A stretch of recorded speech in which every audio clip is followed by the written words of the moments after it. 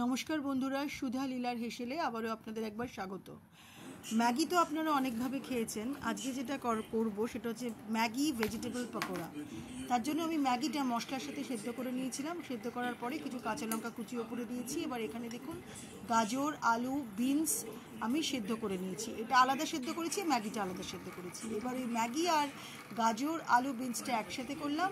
দিলাম বেশ কিছুটা ময়দা আর অল্প একটু নুন। নুনটা আপনারা আপনাদের স্বাদ মতো দেবেন। তারপরে দিলাম গোলমরিচের গুঁড়ো। এবারে ওই মশলাটা মানে ম্যাগিটা, যেটা ম্যাগি তো মশলা দিয়েই সেদ্ধ করেছি, সেই ম্যাগিটা, সেদ্ধ ম্যাগি, ময়দা আর এই যে সব সবজিটাকে ভালো করে চটকে মেখে এরকম একটু বলের আকার করবে। এবার বলের ঠিক যেভাবে আমরা করি, মানে বল যেরকম চটকে চটকে মেখে মেখে বড় বড় আলু সেদ্ধ মাখার মতো করে বল করবেন। এবার এক একটা ওরকম বলকে একটু চ্যাপটা চ্যাপটা কাটলেটের আকার দিয়ে একটুখানি ময়দার একটা আলাদা আমাকে একটা স্লারি করতে হবে, ময়দাগুলো জল করতে হবে, সেখানে দিয়ে একবার চুবিয়ে তারপর এরকম ব্রেড ক্রাম্বের মধ্যে ভালো করে, যেভাবে আমরা কাটলেট করি বা ফিশ ফ্রাই করি ঠিক সেভাবে আরেকবার এরমভাবে ভালো করে চুবিয়ে নিতে হবে। মানে একবার ডাবল কোটিংও করতে পারেন আপনারা, সিঙ্গেল কোটিংও করতে পারেন।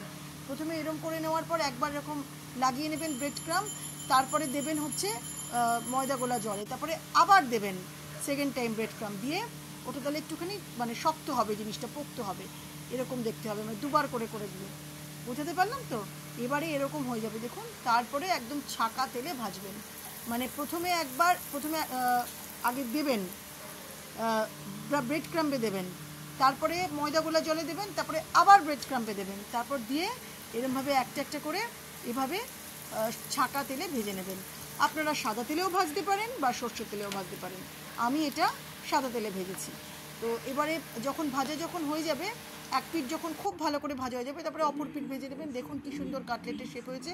এবার এটাকে এই বর্ষার দিনে আপনারা চা বা কফির সাথে সার্ভ করুন। এটাকে আপনারা পাউরুটির মাঝখানে মাখন লাগিয়ে তারপর দিয়ে চিজ দিয়েও খেতে পারেন, খুব ভালো লাগবে। কেমন লাগলো আজকের রেসিপিটা অবশ্যই করে কমেন্টে জানাবেন। আপনাদের ভালো মন্দ সব কমেন্ট আমার কাছে সমান গ্রহণযোগ্য। যদি ভালো লাগে একটা লাইক করবেন, একটু সাবস্ক্রাইব করবেন আর একটু কমেন্ট করবেন, এই আশা রাখলাম। দেখা হবে পরবর্তী সময় আরও একটা নতুন ভিডিও।